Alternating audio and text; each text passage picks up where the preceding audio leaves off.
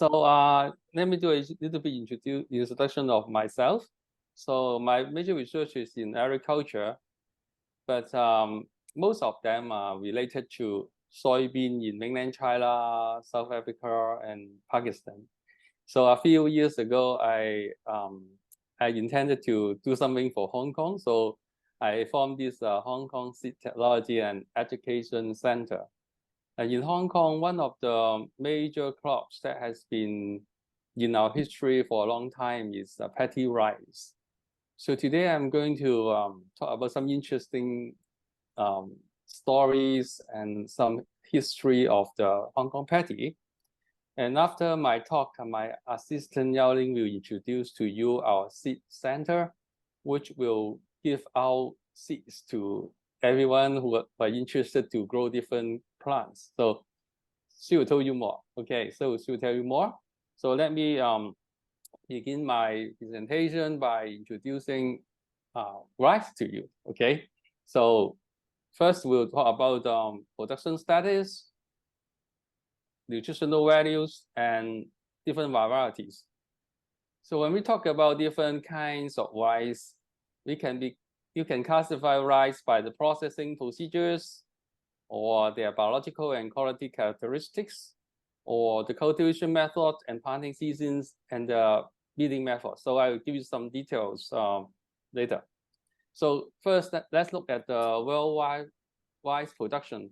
So rice is mainly produced in Asia, as you see, but in North America and South America, there are also some rice production. But China and also India are the major player, and also Vietnam, Cambodia, and Philippines. So why is it good to eat rice, right? And what kind of rice that we should eat? So for Chinese and Asian, we have a tradition to eat rice. But actually, rice is nutritionally deficient in many things, okay? So here are the table showing you if you usually we eat cooked rice, right? So their nutrients is much less than the brown rice, germ rice, and others. And if you look at the major nutritional component, this is deficiency in vitamin A, nearly no vitamin A, and for cooked, polished rice, with deficiency in vitamin B1, very little low level of zinc and iron and iodine. And zinc and iron are very important for both for male and female, and particularly for the pregnant females. So rice is also deficient in one of the essential amino acids called lysine. So although culturally it's very important for Asian, but nutrition is not very ideal, and particularly when we eating cooked rice. So to tell you a few interesting story related to the nutrition, let me start with the disease called beriberi. So this disease was related to the deficiency of vitamin B1 in rice. So during in the history, Japan had some war with China and with Russia, and at that time, they found that their soldiers has a symptom called beriberi. Something happened to their leg, and there are two schools of thought, right? One is the army, the soldier fight on the land, and the other is the navy, the soldier fight in the sea. So the navy commander think that it is a nutritional problem, so they mix rice with something else, and then their army is quite good in resisting to this disease. But for the army on the land, the commander do not believe it. So they believe that the beriberi is an infectious disease. So they try to produce this kind of medicine to cure the disease. Okay, so at the end, okay, so during the Russo-Japanese War, while the army has about 47,000 fatalities, the beriberi actually killing 27,800. And finally, people find that why? Because the army was fed with polished rice.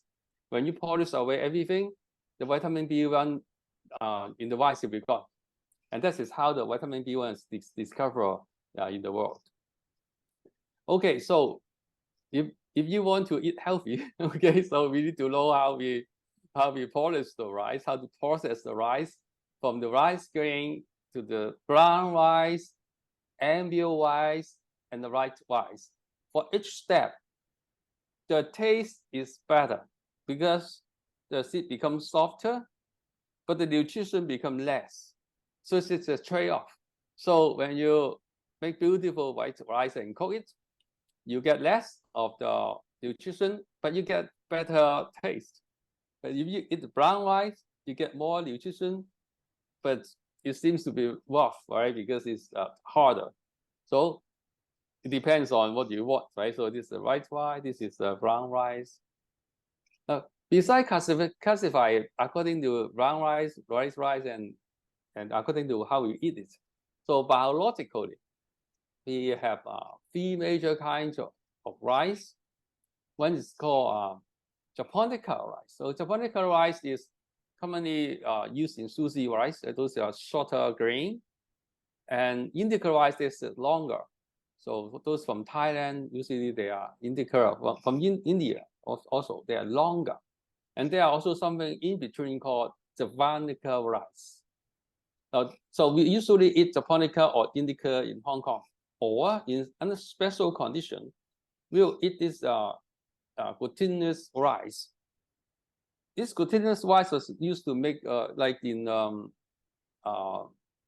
Don, right? In Din, that means the Dragon Boat restaurant, Dragon Boat festival.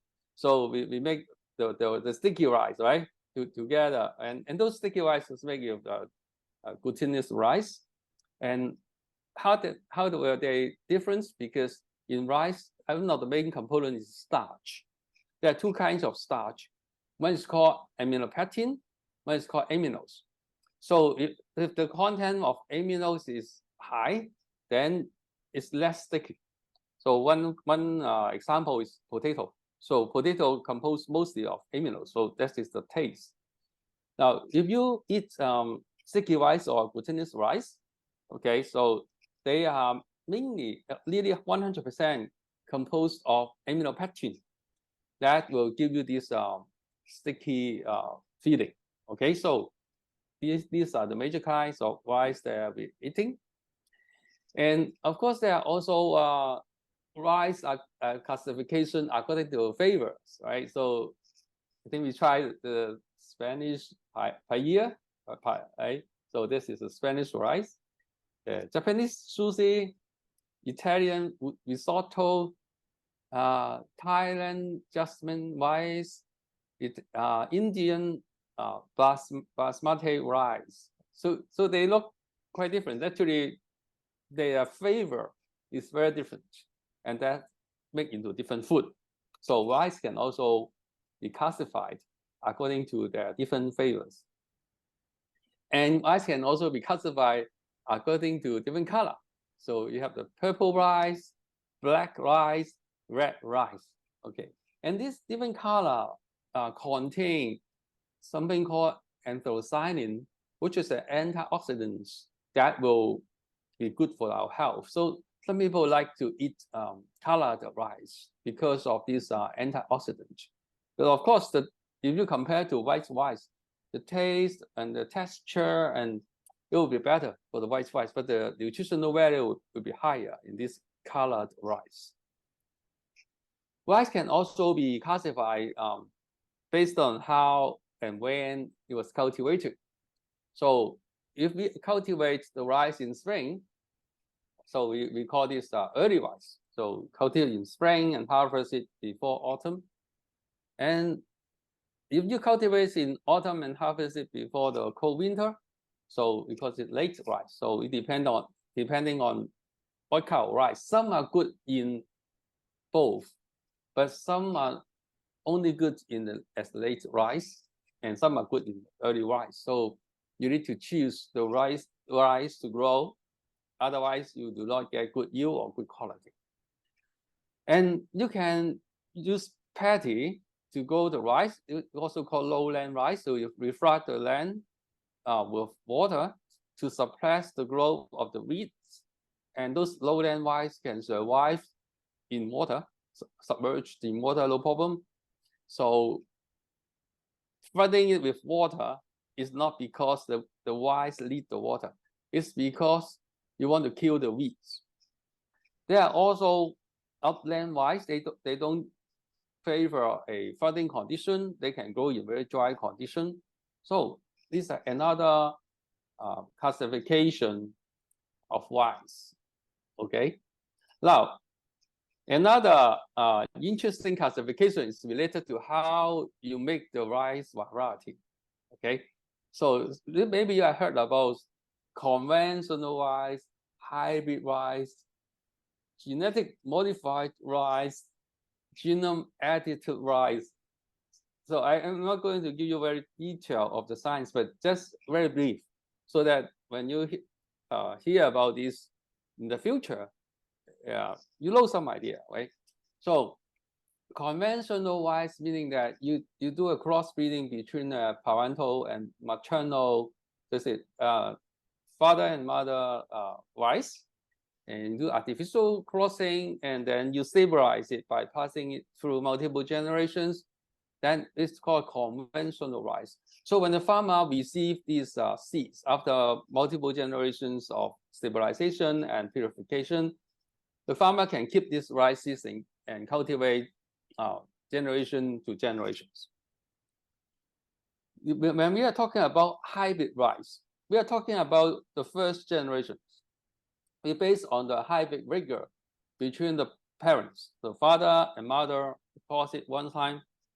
The first generation contain the gene from both father and mother. They give you heterosis and give you hybrid rigor. And hybrid rice in general has a lower quality compared to the conventional rice. So in Hong Kong or in the rich city, most of the citizens will eat conventional rice rather than eating the hybrid rice. But in villages, when you need lots of stable food, then you eat hybrid rice. And one of the very famous scientists was Yuen who are the father of hybrid rice, because he invented a way to make these heterosis for the rice so that we can increase the yield. Okay, and how it was done, right? Because rice have a very small flower, so they tend to pollinate itself.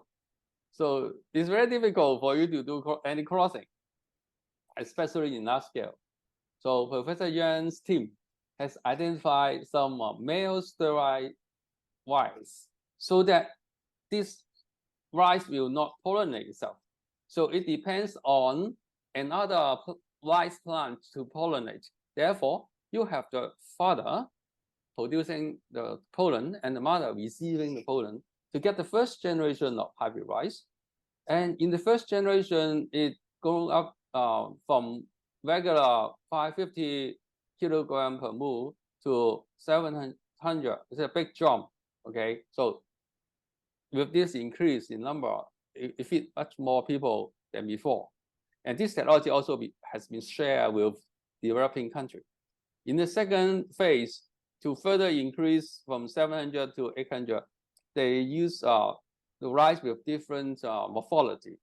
Okay, one is the pointed narrow leaf. So on one piece of land, they can pack many of these rice leaves.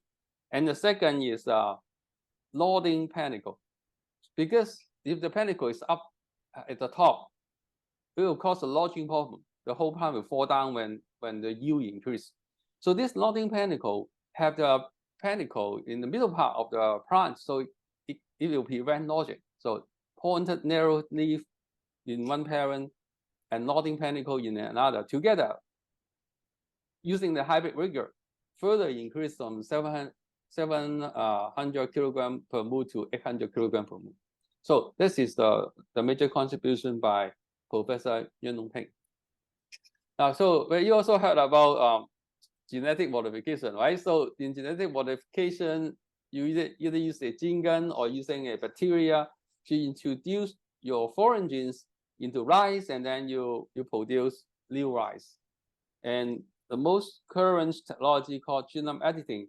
Instead of putting in any foreign genes, you just edit the gene of yourself. So that's like when you're writing an article, you copy and paste a paragraph from somewhere else. It is transgenic, right? It is genetic engineering, right?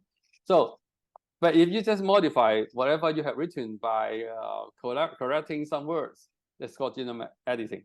So both technology exists today, and one of the famous examples of doing genetically modified transgenic rice is called golden rice, because as I said, the rice are defective in vitamin A, but rice provide more than 50% of the population, the staple food in the whole world, particularly in Asia and Africa. If we are deficient in vitamin A because rice is the only food that the children can consume, each year it will cost 250,000 to 500,000 children life blindness due to the deficiency of vitamin A. So the scientists believe that using a genetic modified technology, you can increase the beta carotene content in the rice, which will be converted into vitamin A after consumption.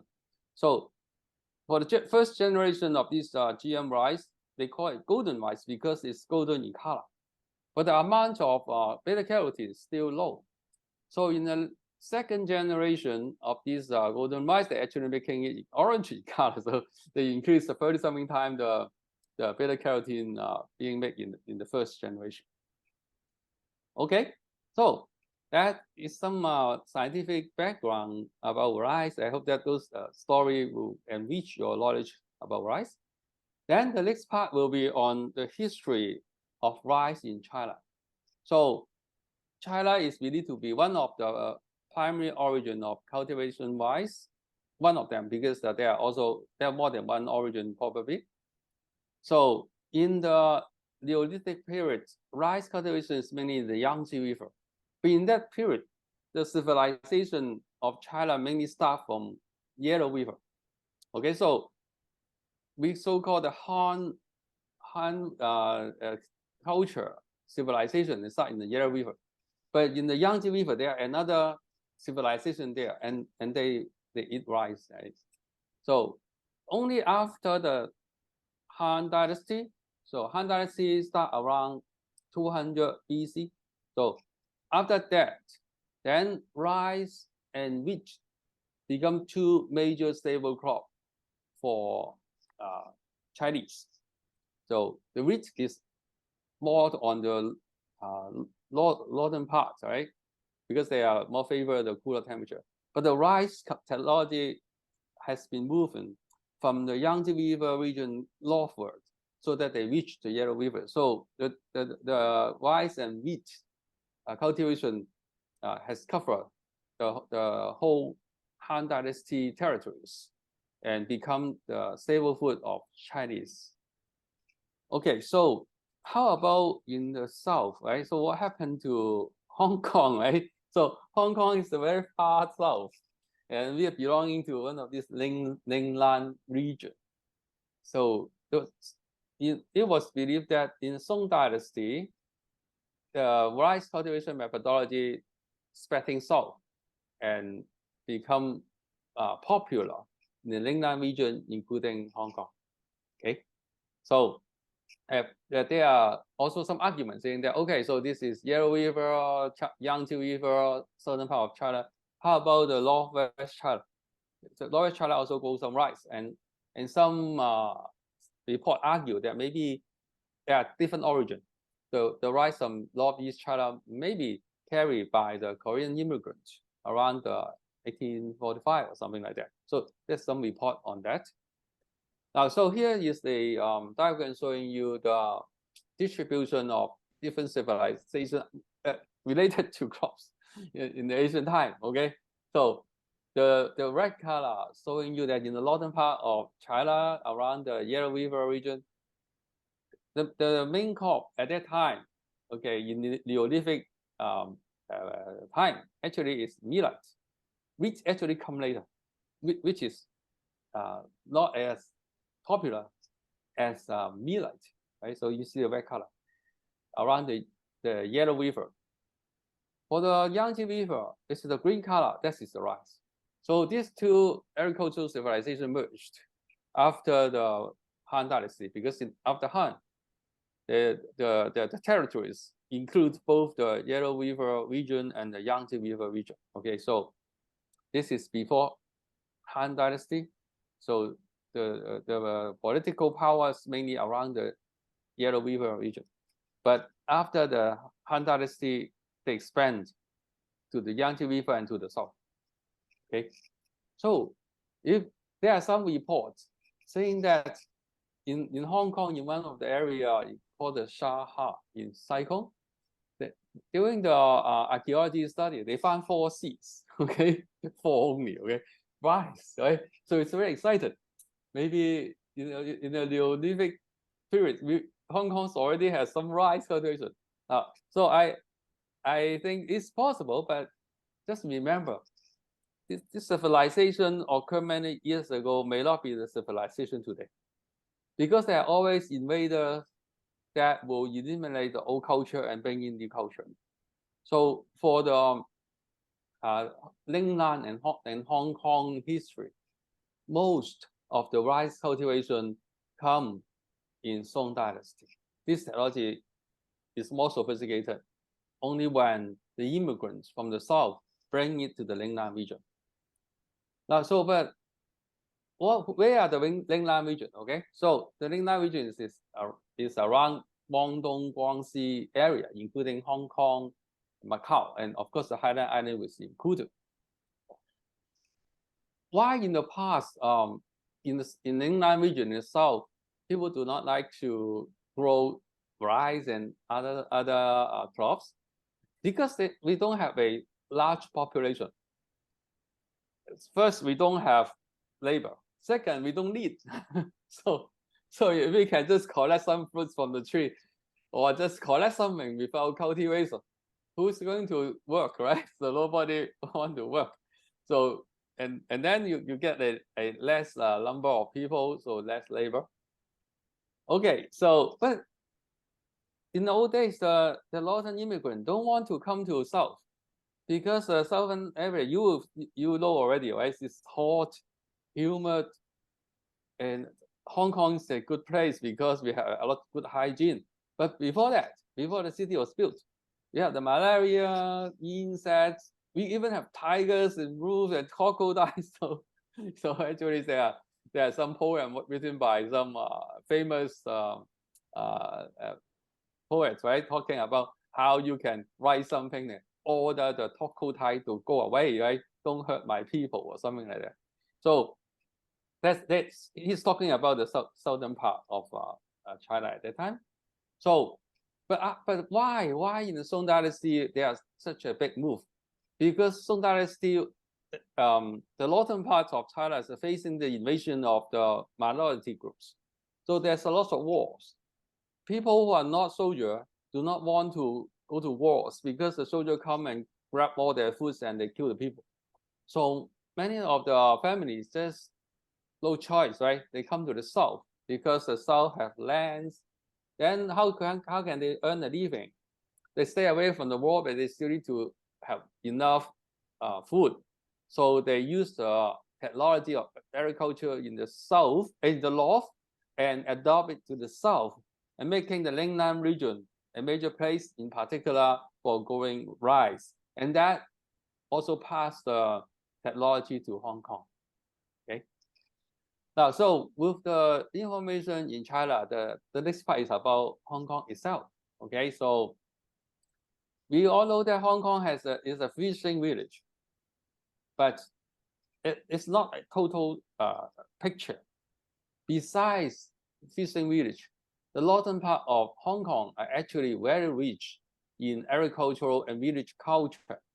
Okay, so in order to know more about the history of Hong Kong, we need to go back and look at the agricultural history.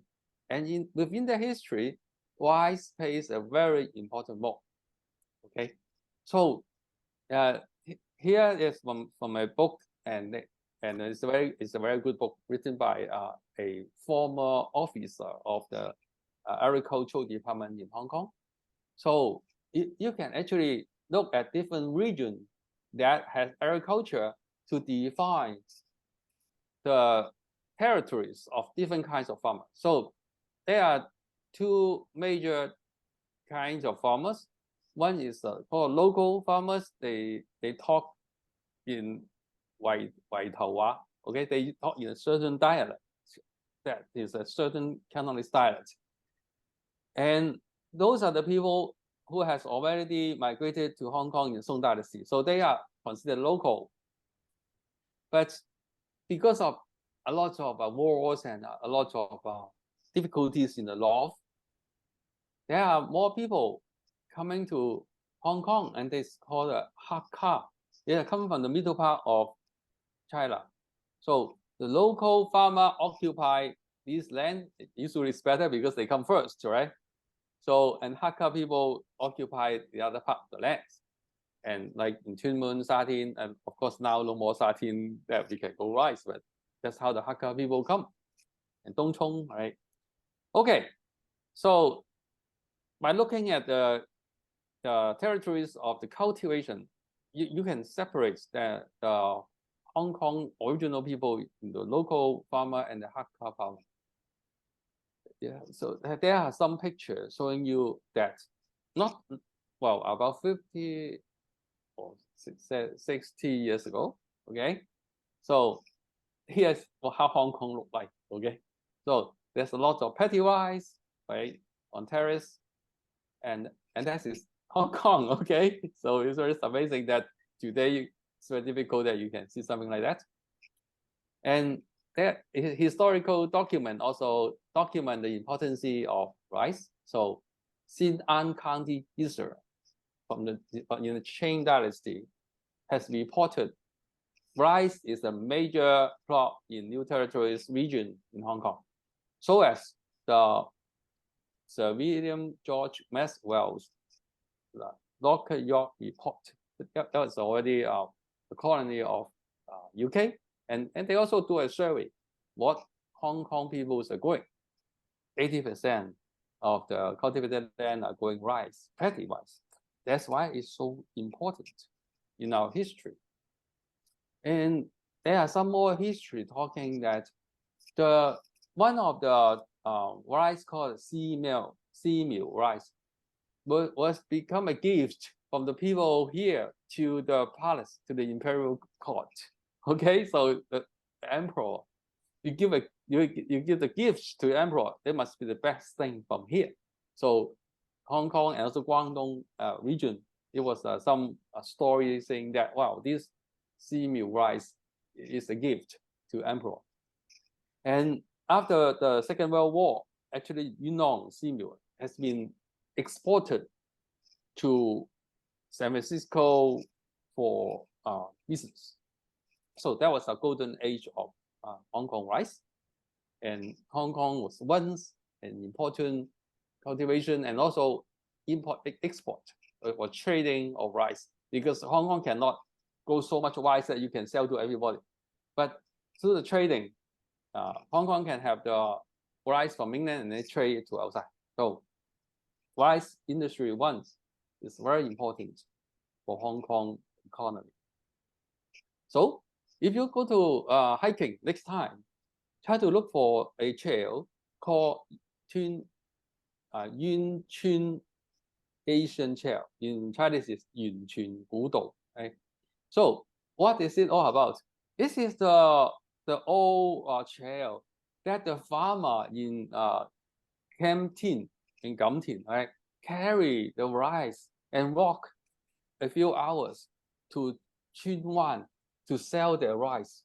After they sell everything, they come back to eat. Okay, but usually it's the woman who carry the rice and walk a few hours to Chun Wan and sell it. So you next time when you walk on this trail, try to imagine that in the old days, when the farmer carry a 50 kilogram of rice and then walk all the way from Kam Tin to Chun Wan. Okay, so that's also a history of rice for this trail. Hong Kong actually have more than 30 kinds of rice. And as I mentioned, the seameal is what I give to the emperor. But according to someone with very good knowledge in rice, he said that actually seameal is not the best. This is the Wong Hok Tai Mei is the best. Wong Hok Tai Mei is the best. But why not giving it as a gift to the emperor? Because this good rice, sometimes they have good yield, sometimes they don't. So if they don't have good yield, then that's a big problem, right? Okay. So and then the rice cultivation from 1960 has dropped dramatically, right? Until like in 80s, rice disappeared, right? Other fruit trees and grains, they're also dropping. So 60s, you get a lot of rice, but to 90s, you only have 30 hectares. Okay, so today we are importing rice from elsewhere, mainly from Thailand. So the Thailand rice actually occupying more than 50% of our consumption, followed by Vietnamese rice, and Chinese rice is less than 10%. Okay, then with all our lowland rice disappeared. So there's a piece of forgotten Hong Kong history. How can we get it back, right? So I try to find the seeds in Hong Kong that we cannot find anything that can germinate. But luckily, there are international seed banks storing the Hong Kong heirloom rice. So IRRI, International Rice Research Institutes in Philippines, and also USDA in US, they have collected Hong Kong rice, so we can get it back. So my lab get 5 of them back, including seameal, Fa Yu Zai, and others. So just to show you some examples. So this is Fa Yu Zai. It was collected by IRRI, by the International Research Rice Institute, then they go to Philippines, and then Philippines donated to USDA. So and we asked the USDA to send us a few seeds. So they have the track record that it is from Hong Kong. So they have the birth certificate, okay? But what we're trying to do is to give them a Hong Kong ID. Okay, I tell you how we do it, okay? So this is the Fa Yu Zai, and this is the seameal. They all have the birth certificate, so they are from Hong Kong, okay? Now, so we try to look for the special features of these two rice, Fa Yu Zai and seameal. Well, so forget about this complicated science. Just know that, okay, they have special sequences. And making use of these special sequences and some new technology called the ARMS PCR, we can produce a Hong Kong ID. Okay, so let's see how to read it, okay? So this is Fa Yu Zai, Fa Yu Zai. It is non-Fa Yu Zai. So say this is 1 marker, 2 marker, 3 marker, 4 marker, 5 marker, 6 marker. Just assuming that it's the 6th number of your Hong Kong ID. So you have this different from non-Fa Yu Zai, and second different, third, 4th, 5, 6. So you have 6 number. So if you can get all these 6 correct, then this is Fa Yu Zai from Hong Kong. So that's why I said we actually get the Hong Kong ID for the Hong Kong rice, and then we use it to help the farms to detect whether they are really getting a white variety or not. Okay, so when they are white variety, you show the same marker. Okay, and yeah, so we help the local farm to check the purity. Are they really cultivating Fa Yu Zai? And most of them get the pure line, and then we restore the Fa Yu Zai cultivation. Similarly, right? For seameal, the markers are not the same. So that's why you have 2 different ID. So their number is not the same, okay? And then yet you can use this 6 number to differentiate from others. So if this is a seameal, then they have the seameal marker, and all the other non-seameal, they are not the same.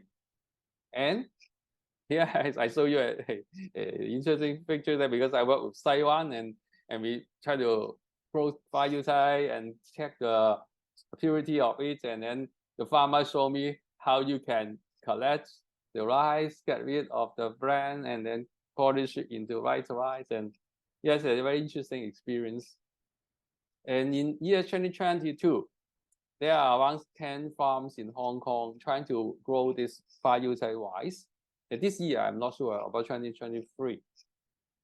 So our project is trying to use the generation old rice seeds to reshape a chapter of the Hong Kong agricultural history and recreating the true appearance of Hong Kong heirloom rice by using the genetic technology to give them a genetic ID. So this work is supported by the Agricultural and Fishery and Conservation Department, the Chinese University, the State Key Lab of Agricultural, Agrobiotechnology, and of course the SeedTEC Center's colleagues. Okay, so this is my part. Okay, so thank you very much, and then maybe I let Yao Ling to talk a few minutes on our SeedTEC Center. Here, can you see my screen? Yes. Okay. SeedTEC is a project, like Professor Nam just mentioned, is funded by the leadership of Professor Lam and with the support of ASCD in 2020. And we're aiming to help. You may have heard about the triple challenge that facing humankind are facing in the near future is the increasing of the population, the quick decrease of farmland by capitals, and the loss of genetic diversities of agricultural crops. And as pointed out by OECD, that seed is indeed playing a crucial role to meet those triple challenges. By improving their food security and nutrients, like the rice, we can breed different rice in order to improve their nutrition, supporting the livelihood of farmers and rural communities, and contribute to the sustainability, resources use, and climate change adaptation. In Hong Kong contents, you may have noticed the price is quite unstable because the mainly vegetables is by import, so we can't have much control among the price. And also we would like to conserve the history contents, like the history of Hong Kong as a farmland, as a rice farmland in the past. So with all this consideration, back to 1921, there has been the first seed bank established in the region that helping to conserve the seed as the fundamental to solve all these problems. And until now, there are more than 1,700 seed bank has attached around the world and conserved 7.4 million seed sources. And SeedTEC is very happy to be one of those by conserving the local seed resources. Until now, we have conserving more than 500 seed varieties and cultivated group in CUHK, and most of those are the popular agriculture seed and some popular cultivation good. Mm-hmm. By our special achievement, we will aim to extend those shelf life to more than 50 years, or to provide the fundamental stone to all the follow-up research and the fundamental seed resources to the public and the farmers. So what will we do with the seed? We would do the scientific research with it by testing the potential and the qualities of the seed. And we'll also plant those seeds in Hong Kong to test their performance in Hong Kong climate, also to find out the possibilities of the seed combination or the potential of using those in different kind of agriculture, like organic farming or the modern precision farming, etc. By collecting those resources and knowledge, we are able to identify those seeds. And identify the seeds is providing a clear knowledge to farmers about how they can expect of the seed when they plant those seeds. And that will create a basic knowledge and help them a lot when they're trying to plant seeds and knowing what to expect. And all this information could be found in our online seed bank, our website. So if you're interested to know more, please feel free to visit our website. We have all the information collected, including the crop characteristic photos, the forest photos, or the planting, the crop photos, and all the information related to how to plant it. We also deliver talk sharing exhibitions regularly. So if you want to join us, please feel free to browse the website and see what is coming next.